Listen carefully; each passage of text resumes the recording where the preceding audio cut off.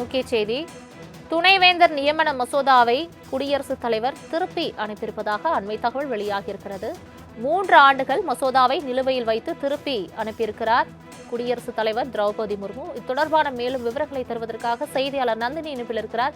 நந்தினி, வணக்கம். துணைவேந்தர் நியமன மசோதாவை குடியரசுத் தலைவர் திருப்பி அனுப்பியுள்ளதாக அண்மை தகவல் வெளியாகியிருக்கிறது. முழு விவரங்கள் என்ன?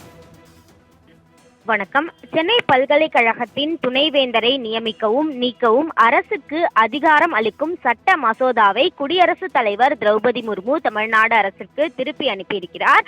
கடந்த 2022ஆம் ஆண்டு ஏப்ரல் மாதம் தமிழ்நாடு சட்டப்பேரவையில் நிறைவேற்றப்பட்டு குடியரசுத் தலைவருக்கு அனுப்பி வைக்கப்பட்ட மசோதாவை தற்போது குடியரசுத் தலைவர் திரௌபதி முர்மு தமிழ்நாடு அரசிற்கே திருப்பி அனுப்பியிருக்கிறார்.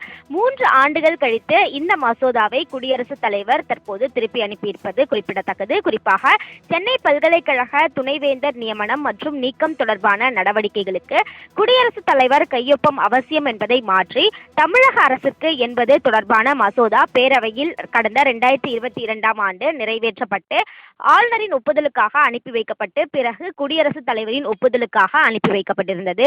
இந்த நிலையில்தான் இந்த மசோதாவை தற்போது குடியரசுத் தலைவர் திருப்பி அனுப்பியிருப்பதாக அண்மை தகவல் என்பது வெளியாகியிருக்கிறது. சென்னை பல்கலைக்கழகத்தின் துணைவேந்தரை நியமிக்கவும் நீக்கவும் அரசுக்கு அதிகாரம் அளிக்கக்கூடிய அந்த சட்ட மசோதாவை குடியரசுத் தலைவர் திரௌபதி முர்மு தமிழ்நாடு அரசுக்கு திருப்பி அனுப்பியிருக்கிறார்.